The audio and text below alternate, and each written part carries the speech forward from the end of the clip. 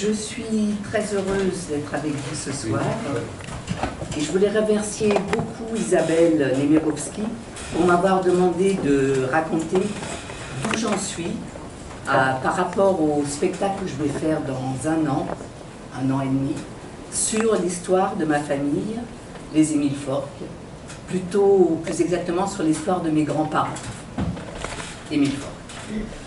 Donc ce spectacle va être joué à Enigra, le lieu de l'autre, à Arcueil, et puis au Francophonie en Limousin, à l'Opéra de Limoges. Je suis assez quand même émue parce que je n'ai jamais raconté en public cette histoire. Pour ceux qui ne me connaissent pas, je suis la fille de Denis Perron et de Daniel Émile Forck. Je suis Stéphanie Émile Forck-Loïc. Mes parents sont comédiens, metteurs en scène, et moi-même je suis comédienne, metteur en scène. Mon père, Daniel Émile Forck, juif, né au Chili, ne racontait rien de son enfance, sauf dans quelques interviews ou quelques bribes de spectacles, il ne racontait rien. Et moi, je ne savais rien de mes grands-parents et je ne demandais rien. Donc pour moi, tout a commencé en 2011. En 2011, l'Université catholique de Santiago du Chili m'a proposé de venir faire un spectacle avec les étudiants. Donc avec mon amie Daniela Lavey Cabrera, comédienne chilienne, nous sommes partis à Santiago. Et là, arrivé à Santiago, tout était bloqué. L'université était en grève, les étudiants étaient dans la rue, il y avait des barricades. Donc, au bout de 2 ou 3 jours, je vais voir la direction de l'Université catholique et je leur dis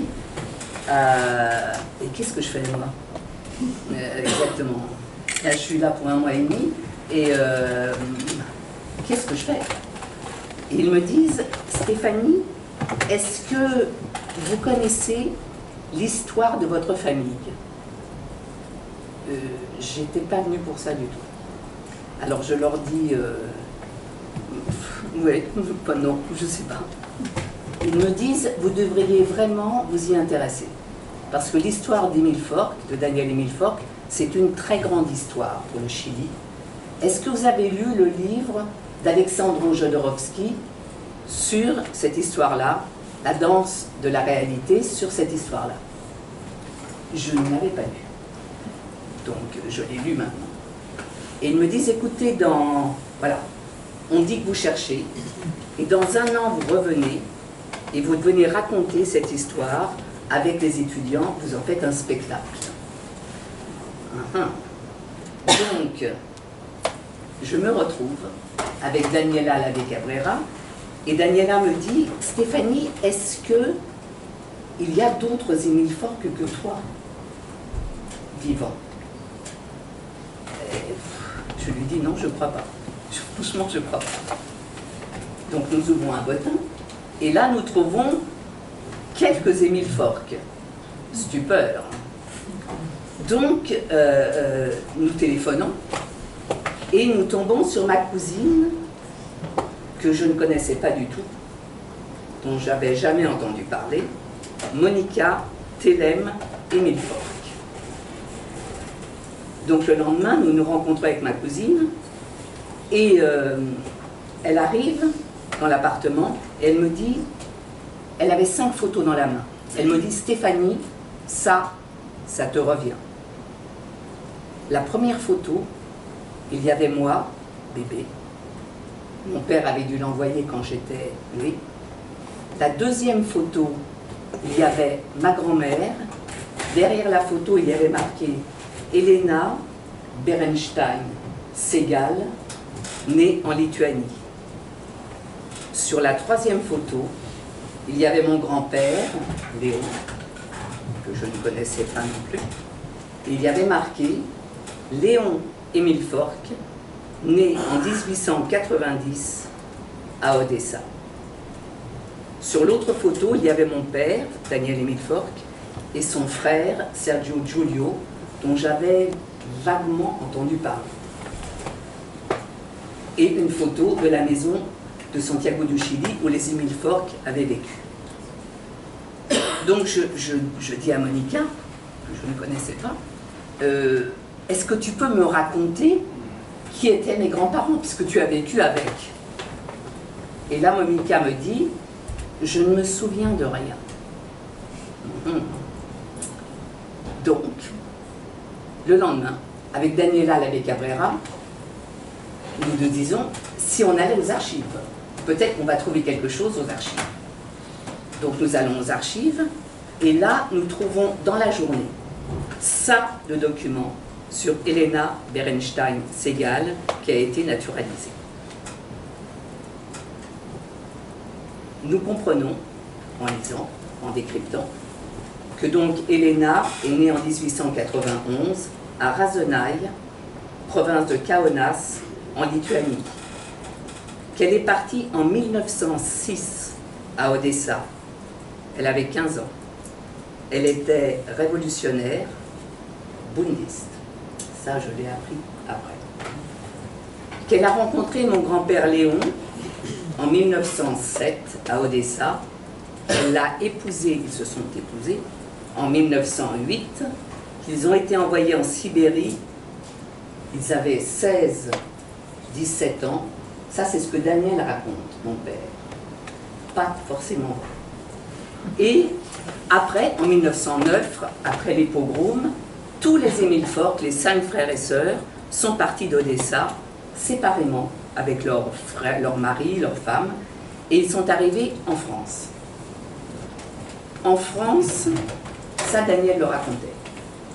En France, ils sont restés peu de temps, puisque c'était après l'affaire Dreyfus, que ma grand-mère trouvait que c'était un pays d'antisémites. Et donc, ils sont restés assez peu de temps. Ils sont partis vers les États-Unis, séparément. J'ai des documents, tout ça. Ils sont partis pas très longtemps. Une des Émile Forc est restée, Agneta Émile Forc, qui a pour fils William Trager Émile Forc. Je pensais qu'il n'existait pas de traces de William Trager. Eh bien, si, j'ai appris il y a 2 jours qu'il y a des traces. Parce que ma cousine a retrouvé la mémoire. Eh oui, 10 ans après. Donc, ils sont partis après, séparément, à Santiago du Chili. Ils sont arrivés pour Helena et Léon en 1912 à Santiago, à côté de leur copain Rabinovitch ferrailleur. Nous avons appris aussi dans ces papiers que ma grand-mère, Helena, en arrivant au Chili, parlait 7 langues. Qu'elle avait été envoyée à Tacna comme professeure pour chiliniser les Péruviens, qu'elle a été naturalisée, qu'elle a dirigé une école de jeunes filles révolutionnaires à San Felipe, qu'elle a eu 2 enfants, Sergio Giulio et Daniel. Donc, à partir de ça, avec Daniela et sa famille, nous partons à San Felipe. Plusieurs fois, nous allons à San Felipe. Et là, nous retrouvons l'école où Daniel a fait toute sa scolarité, l'école de jeunes filles révolutionnaires Corina Urbina, nous la retrouvons où Helena a été directrice. Nous retrouvons les lieux où ils ont habité, à l'hôtel Europa, dont Daniel parlait très souvent dans ses spectacles, par contre, l'hôtel Europa. Nous trouvons la pension de famille que ma grand-mère a habité pendant 17 ans quand Daniel est parti à Concepción, et nous trouvons même des témoins de l'histoire, des gens très âgés. Donc nous trouvons 2 femmes qui ont été avec Helena, elle était leur professeure, et elle nous a dit, Helena, elle parlait un espagnol parfait. Une toute petite trace, une pointe d'accent. On ne savait pas du tout d'où elle était.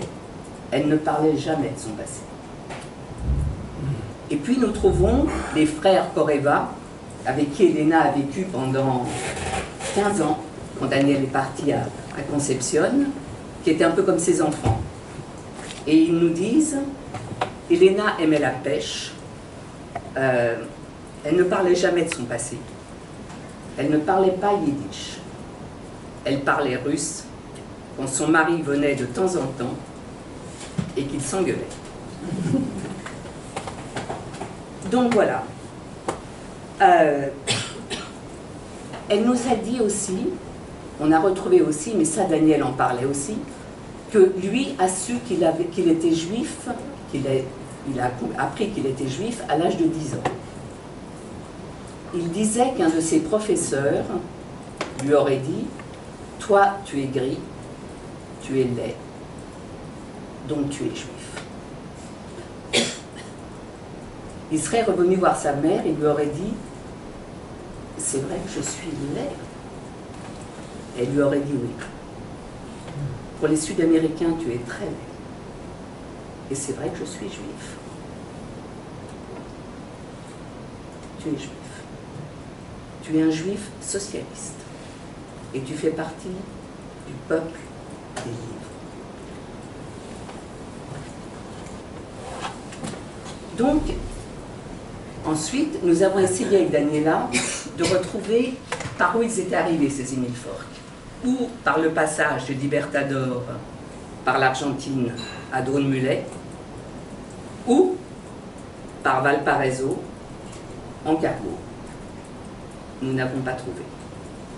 Par contre, j'ai trouvé qu'ils étaient enterrés tous les deux dans la fosse commune à Santiago et à Valparaiso, aucun dans le quartier juif. Et juste avant de partir, j'ai appris que Léon voulait être danseur comme Daniel, mais qu'il avait été commerçant. Et j'ai appris également, juste avant de partir, qu'il avait fondé l'une des premières cellules du Parti communiste au Chili, qu'il était, avec ses copains, il faisait du commerce avec l'Union soviétique. Donc je suis rentrée. Et j'ai été voir Marie Raymond, qui est ici. Je lui ai raconté ce voyage. Marie est une amie et elle était très amie de Daniel. Et elle m'a dit, Stéphanie, nous allons téléphoner à Anne Duruflé, qui est ici aussi. Et nous allons tenter de faire que tu ailles à Odessa pour retrouver le démarrage de cette histoire. Donc je suis partie à Odessa. Odessa, 2011. 20 novembre. J'arrive en Ukraine, à Kiev, avec mon amie et assistante Vera Ermakova, russe. Depuis quelques semaines, Annette Oleknovitch, de l'Alliance française d'Odessa, est allée aux archives en mon nom pour trouver l'acte de naissance de mon grand-père Léon. Daniel disait Sapochnikov. Faux. J'ai trouvé, il ne s'appelait pas Sapochnikov, mes grands-parents, mes arrière-grands-parents. Il s'appelait Abramovitch. C'était difficile pour trouver certaines choses. Donc, à l'acte de naissance des frères et sœurs de mon grand-père Léon, Abramovitch, ainsi que les actes de naissance, de mariage et de décès de mes arrière-grands-parents, Isaac, Abramovitch, Sapochnikov, que disait Daniel, et Clara Kouchnir. Elle recherche également où se situerait dans Odessa l'usine d'Isaac Abramovitch, mon arrière-grand-père. C'est une histoire que je vous conterai plus tard. Donc pour les actes, elle a plusieurs pistes, mais les noms ne collent pas vraiment. Elle n'a pas encore trouvé de traces de l'usine d'Isaac. 22 novembre 2011. Nous déjeunons chez Anne Duruflé avec un jeune historien passionnant. Il nous dit qu'il faut aller le plus rapidement possible à Odessa consulter les archives, rencontrer les témoins de l'histoire d'Odessa, car tout se trouve et se découvrira là-bas. Il nous conseille également d'aller dans les archives de la synagogue d'Odessa. Il nous faudra également faire des recherches sur les sites généalogiques juifs américains, car si Agneta Emile Fork, l'une des sœurs de mon grand-père Léon, a vécu aux États-Unis, il y a forcément des traces d'elle et de son fils, William Trager et Milford, sur ces sites. Eh oui, j'ai trouvé. En 2017, j'ai retrouvé la trace de la traversée en bateau du Havre aux États-Unis de Salomon Émile Forck, frère aîné des Émile Forck, en 1911. Il continue, le jeune historien, de nous dire: si Léon et Helena étaient étudiants en médecine,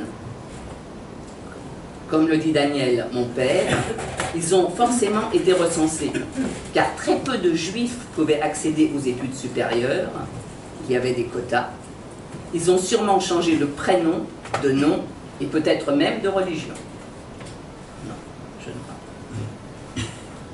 Et que Léon et Helena aient été des révolutionnaires, cela est tout à fait vraisemblable pour cette époque.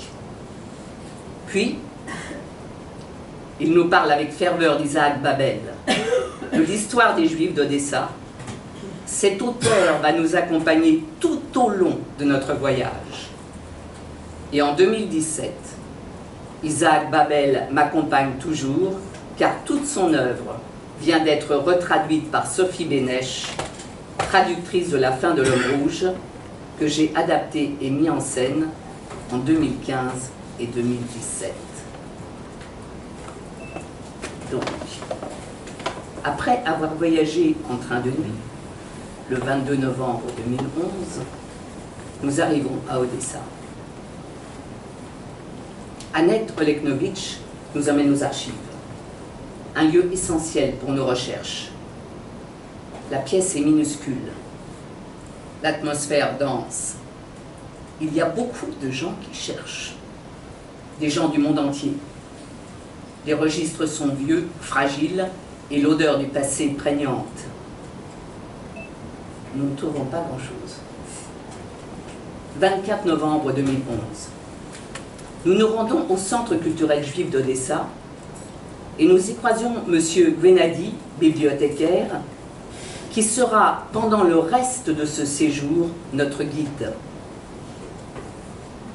En traversant la rue, juste en face, il y a le musée juif d'Odessa, qui est installé dans un ancien appartement communautaire.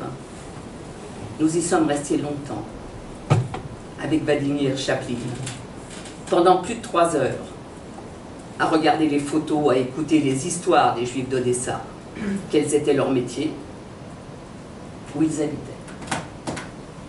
Nous restons en arrêt devant une inscription qui retrace le pourcentage de Juifs qu'il y avait à Odessa avant la révolution russe. 60% de la population était juive. Après la révolution russe, 30% de la population était juive. Et après la Seconde Guerre mondiale, 5% de la population était juive. Puis nous passons dans un petit couloir où la flamme d'une bougie et des photos nous replongent dans l'histoire de la Shoah. 25 novembre 2011. Nous retrouvons M. Gvenadi au Centre culturel juif. Il nous dit que Léon et Helena ne sont pas des prénoms juifs. Effectivement. Je me souviens qu'au Chili, on nous a dit qu'Helena appelait souvent Léon Loa. Il nous dit que si Léon et Helena se sont mariés à 16 et 17 ans, à cette époque, les révolutionnaires se mariaient très jeunes, car s'ils étaient amoureux et envoyés en Sibérie, il fallait qu'ils soient mariés pour ne pas être séparés. Tous les révolutionnaires, ainsi que ceux qui dérangeaient, étaient déportés en Sibérie. Ceux qui avaient de l'argent s'échappaient, revenaient à Odessa, reprenaient leur activité révolutionnaire et étaient à nouveau renvoyés en Sibérie. C'était comme un jeu. Tous l'ont fait. Ils étaient exilés dans des villages, déportés au bout du monde, et tous revenaient. Cela faisait partie du mythe des révolutionnaires. C'était un jeu dangereux. 26 novembre 2011. Nous avons rendez-vous avec M. Guenadi, qui nous emmène chez Eva Krasnova-Drozdowski, la femme d'un très grand collectionneur juif. Il a également donné rendez-vous à l'une de ses amies, Natalia, qui est historienne, spécialiste des mouvements révolutionnaires du début du XXe siècle, afin que nous puissions lui poser des questions. Nous arrivons dans un petit appartement, à l'entrée d'Odessa, envahi d'objets et de tableaux, de cartes postales, racontant la vie des Juifs d'Odessa avant et après 1917. Elle nous montre un plan très ancien d'Odessa. Il y a une rue, Sapochnikov. Donc Daniel n'a pas tout inventé. Tous les trois réfléchissent, discutent à partir de mon histoire. Si Léon, ainsi que ses frères et sœurs, étaient nés à Odessa, ils devraient être dans les archives. Mais peut-être qu'ils ne sont pas nés à Odessa. Natalia nous explique qu'au début du XXe siècle, tous les étudiants étaient révolutionnaires et tous luttaient contre les tsars. En 1905, il y a eu des pogroms. La répression fut tellement forte que les mouvements révolutionnaires se sont calmés. Et certains révolutionnaires sont partis pour l'étranger. Pour obtenir des passeports, c'était assez simple, si on avait de l'argent. Il peut y avoir plusieurs raisons à l'exil de la famille Émile Fork. La répétition des pogroms et de ce qui en découlait, la non-perspective de vie possible à Odessa, la déception de la Révolution, ou peut-être, et ça c'est ce que mon petit cousin au Chili racontait, qu'Isaac Sapochnikov-Abramovitch a persuadé ses enfants de partir loin parce qu'il préférait les savoirs éloignés et heureux que proches et malheureux. Nous sortons de cette rencontre pleine d'interrogations. De nouveaux horizons s'ouvrent sur notre enquête Émile Fork. Daniel disait, mon père, que le nom Émile Fork avait été acheté à un marin hollandais. Mais mon petit cousin au Chili racontait que le nom Émile Fork avait été acheté à une dame qui était de l'usine d'Isaac Abramovitch.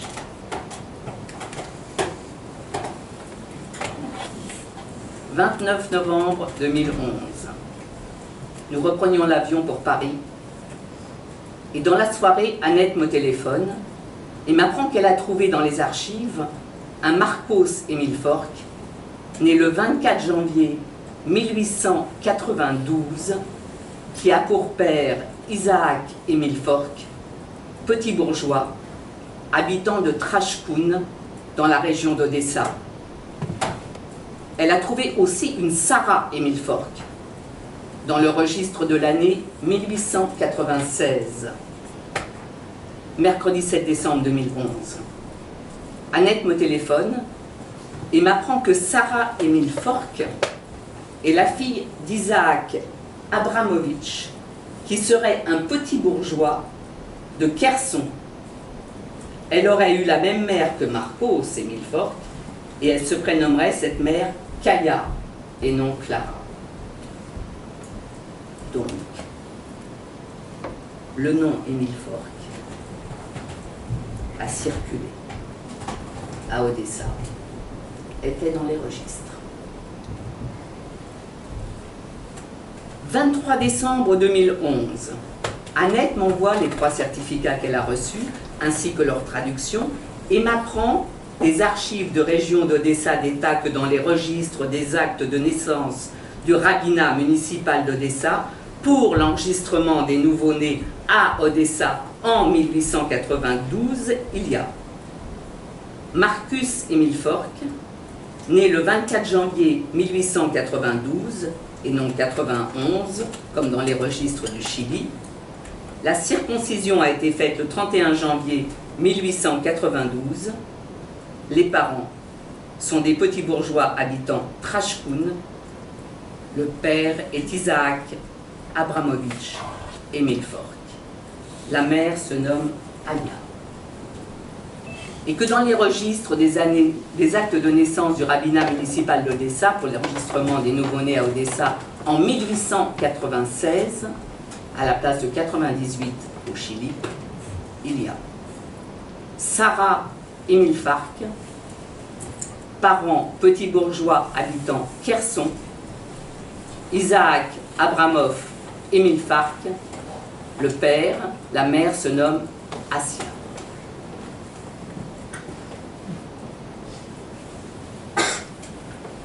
Du 14 au 17 décembre 2011, nous avons présenté à Aliskra, le lieu de l'autre, à Arcueil, un documentaire réalisé au Chili par Daniela Labé Cabrera à partir de mon histoire, Exil 1, à la recherche des Émile Fork. Des années ont passé depuis le 18 décembre 2011. 2018.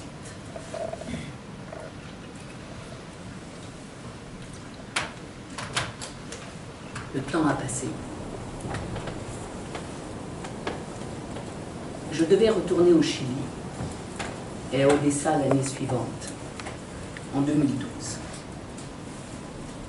Mais le choc, l'émotion, a été, je le crois, trop important.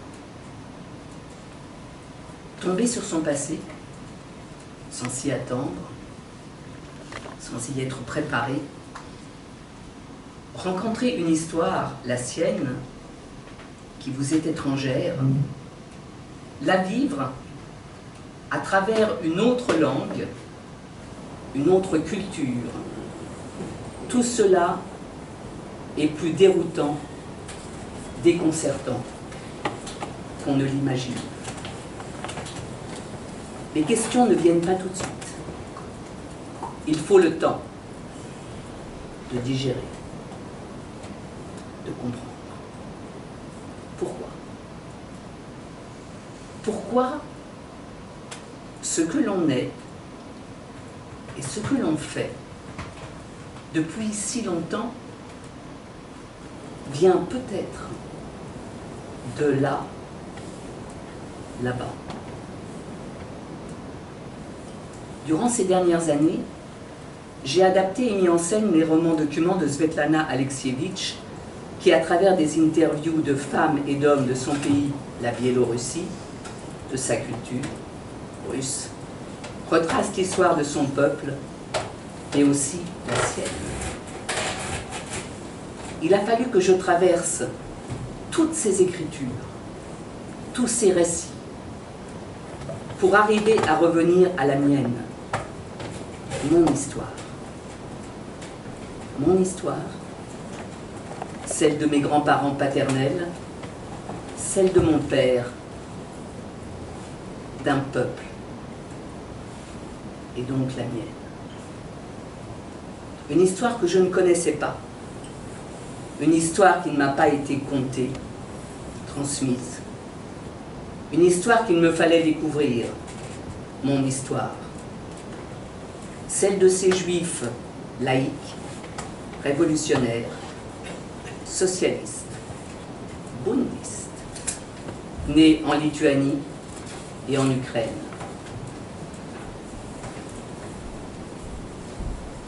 Écrire sur soi-même,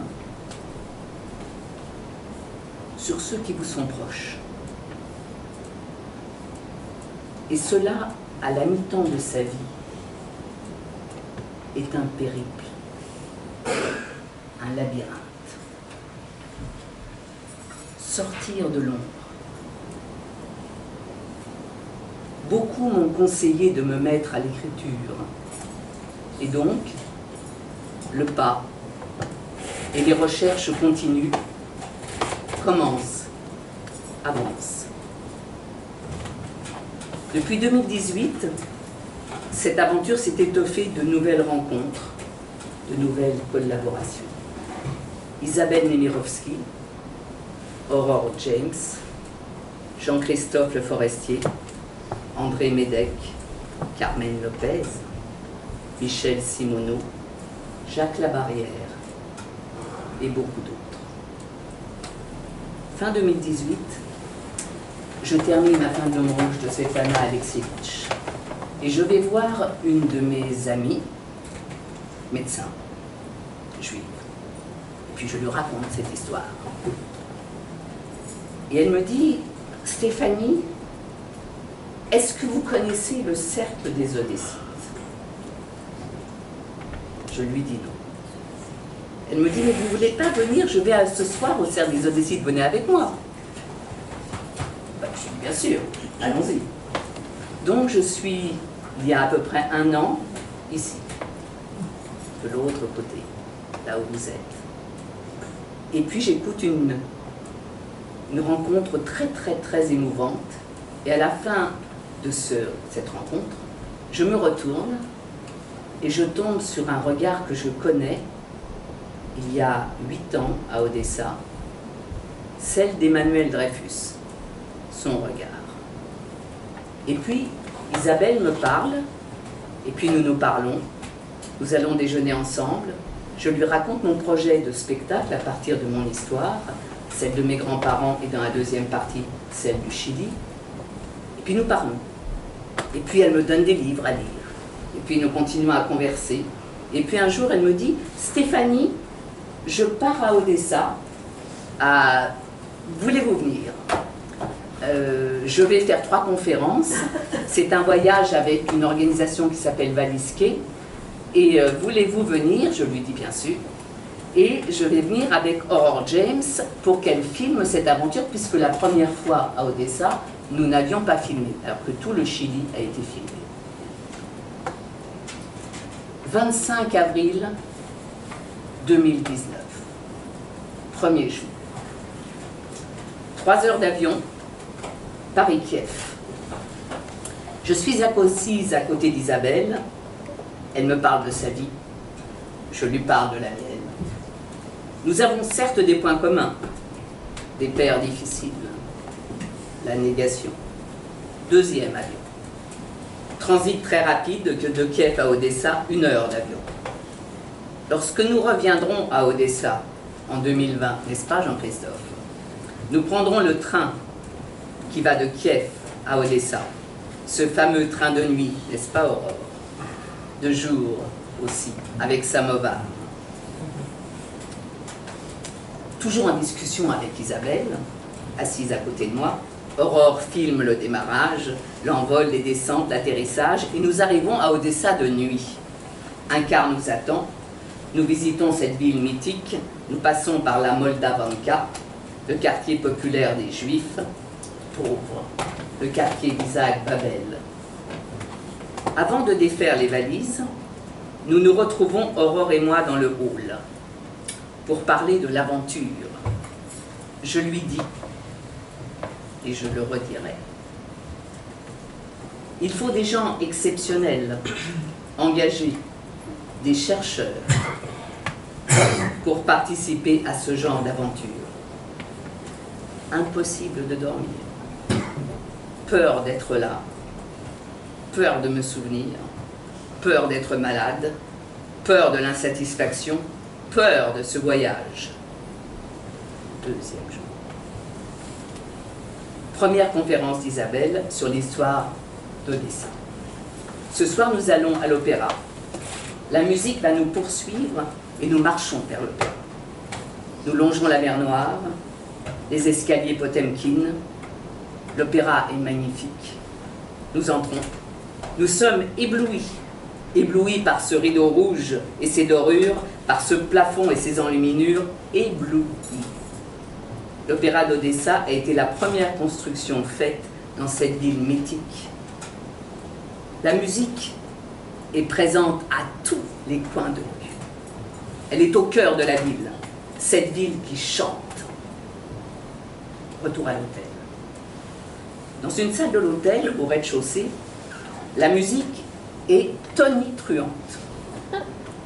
Des femmes en robe à paillettes, quasiment transparentes, et des hommes éméchés circulent.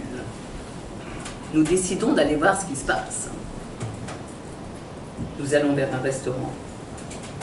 Le dîner est très bon. Une foultitude de plats différents. Et les conversations du groupe. Il y a dans ce groupe plusieurs groupes. Des juifs venant d'Israël, des juifs ashkénazes religieux, des juifs laïcs et peu de non-juifs. Ceux-là, comme moi, sont venus car dans leur famille, proches ou éloignés, il y a eu des juifs qui sont venus à un moment précis à Odessa. Ils sont restés, ils sont partis. Comme Horror Film, ils commencent pour certains à demander de savoir ce que nous faisons. Nous racontons. Cela intéresse.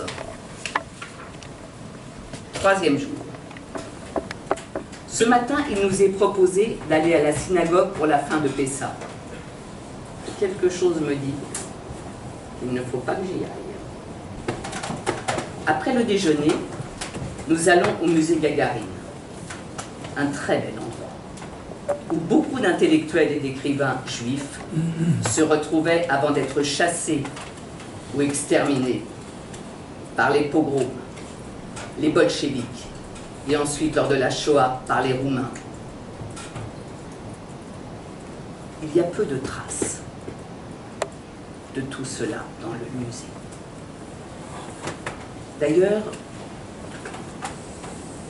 je trouve qu'il n'y a plus beaucoup de traces des Juifs d'Odessa à Odessa.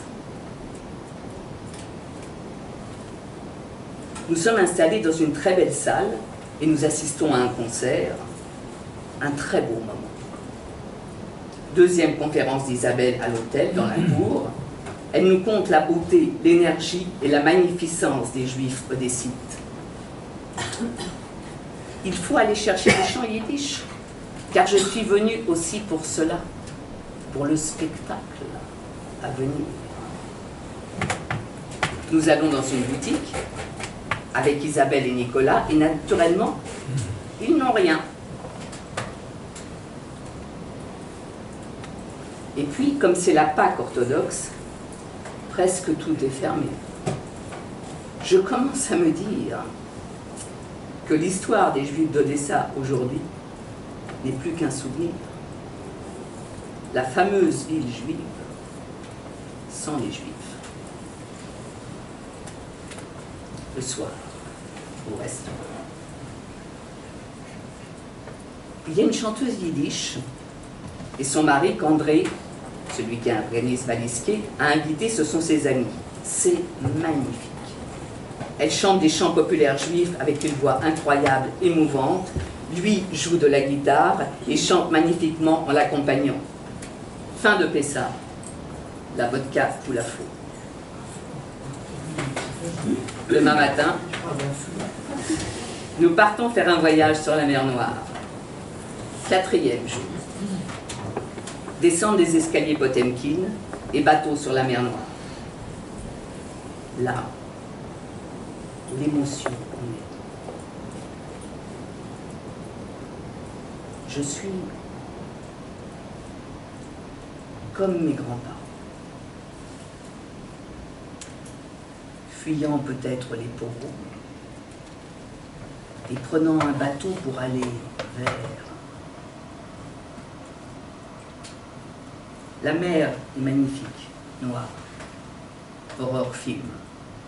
Les gens chantent et dansent sur le bateau. Retour sur la terre ferme, et marche vers la maison d'Isaac Babel. On va le voir. On s'arrête devant une maison où il a vécu peu de temps. Il a ensuite déménagé dans le quartier de la Moldavanka. Isaac Babel, fusillé par les bolcheviks, juif, révolutionnaire, auteur exceptionnel. Nous allons vers sa statue qui trône au milieu de la rue. Isaac Babel, il est beau, il est drôle, il est intelligent. On marche, on quitte les beaux quartiers, on arrive au musée juif que j'ai déjà visité il y a 8 ans. Les mêmes objets, le même parcours. Ça sent la piste de chat. Je trouve des chants yiddish dans ce musée et je les achète. On marche. On déjeune dans un restaurant sous la synagogue, on marche. On va vers un café où il est préparé un goûter. Isabelle va faire sa 3e conférence sur l'extermination des Juifs, les pogroms, les goulags, la Shoah. Difficile pour elle, difficile pour nous, car le bruit et la mastication sont inadéquats pour parler de cela. Les esprits s'échauffent un peu pour certains. Il y a un véritable danger à propos de ce renouveau juif, où n'existe que la religion et rien que la religion. Il faudrait vraiment trouver une autre voie. Ça se tord. J'ai mal aux pieds. Je décide de ne pas aller au dîner car je n'ai pas faim. Et honnêtement, j'ai envie de réfléchir à ce voyage et d'écrire ce journal. Donc je reste à l'hôtel, fais ma valise, j'ai toujours su partir avant que le départ ne sonne. Isabelle dit que c'est très juif. C'est peut-être vrai. Mais je l'ai toujours fait. Partir avant le départ. J'écris, car je sais que le 1er mai, mon ami André Médec va venir chez moi pour taper ce journal. Demain matin, 6 heures debout. Nous partons enfin pour la Moldavanka, le quartier pauvre juif d'Odessa. Peut-être que mes grands-parents ont vécu là. Nous nous arrêtons devant le mémorial de la Shoah, un endroit sobre. Une stèle vient d'être faite en hommage des Juifs d'Odessa, déportés et tués par les Roumains. Un kaddish. Prière pour les morts est faite. Très ému. Il y a une allée des justes minuscule. Les arbres fluets. Qui peut savoir que c'est l'allée des justes? Personne. Les chiens font leurs besoins. Triste. On repart.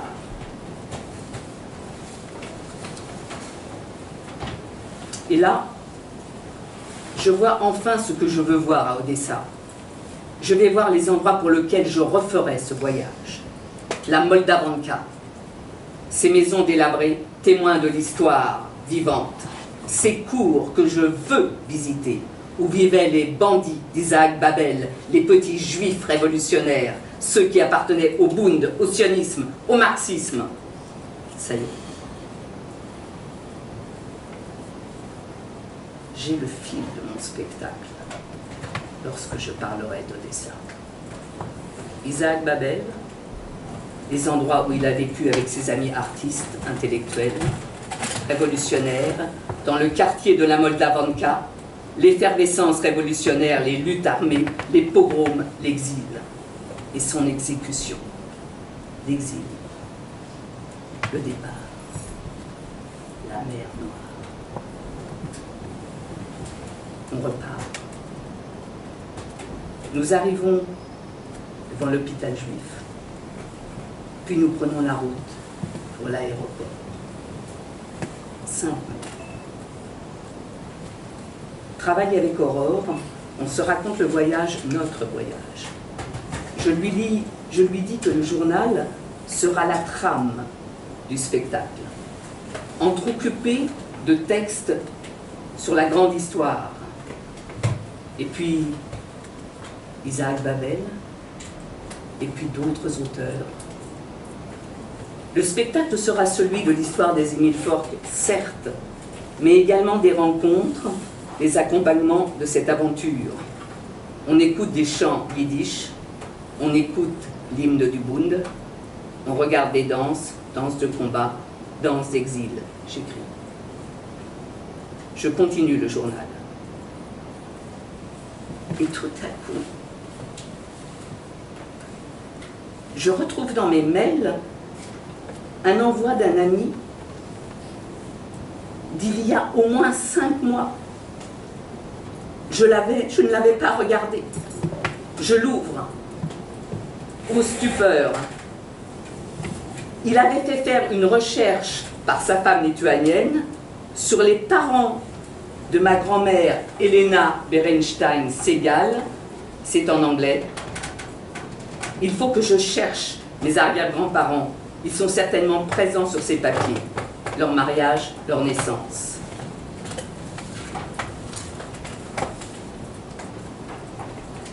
Zelig Berenstein épouse Anna Segal en 1889 à Kaunas, Lituanie. Ils ont 36 et 30 ans. Donc c'est bien ce que je pensais. Tout, pour moi, va commencer en Lituanie. La Lituanie. Je continue ce journal. Et nous continuons à lire, Isabelle me donne des livres, sur les mouvements révolutionnaires, les mouvements ouvriers juifs en Europe, sur le Bund, le sionisme. Et là, je comprends, je sais, que mes grands-parents étaient bouddhistes.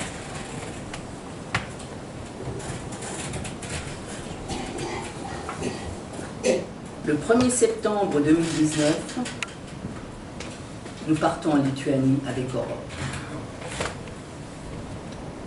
Ancien pays du bloc soviétique, frontière avec la Pologne, la Lettonie et la Biélorussie. En 1940, Staline occupe les 3 États baltes et déporte 43 000 citoyens baltes. De 1941 à 1944, les nazis occupent à leur tour le pays et la Lituanie perd 80% de ses juifs. Environ 150 000 juifs sont exterminés.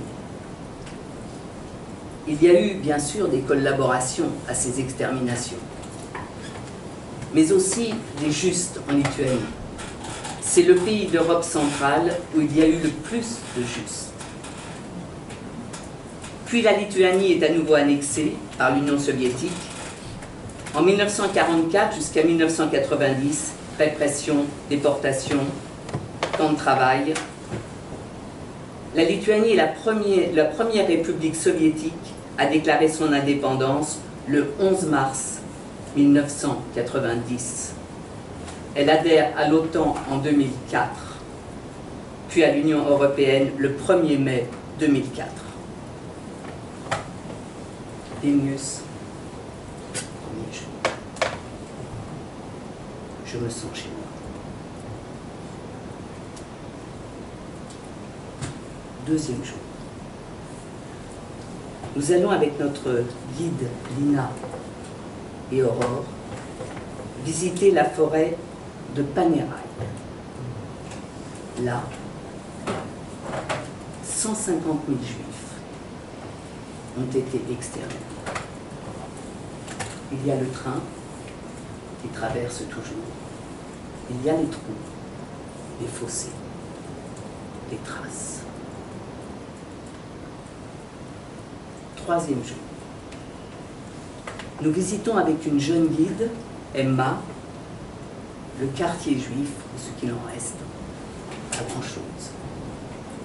Il y avait, nous dit-elle, 2 ghettos. Le petit ghetto, le grand ghetto, l'allée des Allemands. Il reste une synagogue, il y en avait plus d'une 50aine, il n'y a plus rien. C'est un quartier délabré, quelques traces, des briques. Et elle nous raconte, cette jeune femme, avec des papiers en main, qu'il y avait 80% de la population qui était juive. Et puis nous sommes devant une inscription, une étoile de David, sur un mur. Elle nous raconte, un homme passe derrière nous, il soulève son t-shirt, il a dans la peau tatoué des insignes nazis. Effondrement. 4e jour. Nous prenons la route pour aller à Kaunas. Je me rapproche de ma grand-mère, de mes grands-parents. Kaunas. 5e jour, nous visitons le 7e fort à Kaunas. En dehors de la ville, c'est un musée. C'est une prison. Là, 50 000 juifs devant cette prison ont été exterminés. 6e jour, nous allons à Razenaï. Razenaï, là où est née ma grand-mère. Nous sommes avec un jeune historien. Il nous montre la ville, il n'y a plus rien. Rien. Tout a été détruit. Il n'y a plus de synagogue, il n'y a plus de quartier juif, il n'y a plus de juifs. Il n'y a plus d'école. Le cimetière, les soviétiques ont pris des pierres pour en faire des routes. Et il me dit, regarde, là, un très beau parc. Ta grand-mère habitait là. Elle a été certainement dans cette école là. Elle avait 15 ans lorsqu'elle est partie. Et c'est normal. À cette époque, tous les révolutionnaires partaient pour Odessa. Nous rentrons. Il faut maintenant continuer ce journal, continuer de chercher, continuer d'écrire pour arriver à faire la première partie d'un spectacle. Finir les films, le Chili c'est fait. Odessa, il faut retourner à la Moldavanka, aller à nouveau dans les archives, à Trashkoun, à Kherson, sur la mer Noire. Et en janvier, nous allons repartir en Lituanie. Il faut retrouver l'acte de naissance d'Elena, les actes de mariage à Kaunas de Zelig Berenstein et de Anna Segal, et de parler avec des historiens, des révolutionnaires et du Bund. Faire la première partie d'un spectacle sur mes grands-parents. Puis repartir au Chili, raconter cette histoire et continuer, comme je m'y étais engagé en 2011, à chercher ce que ces Juifs, les Émile Fork, ont apporté à ce pays, le Chili, du gouvernement de Vidal à Allende.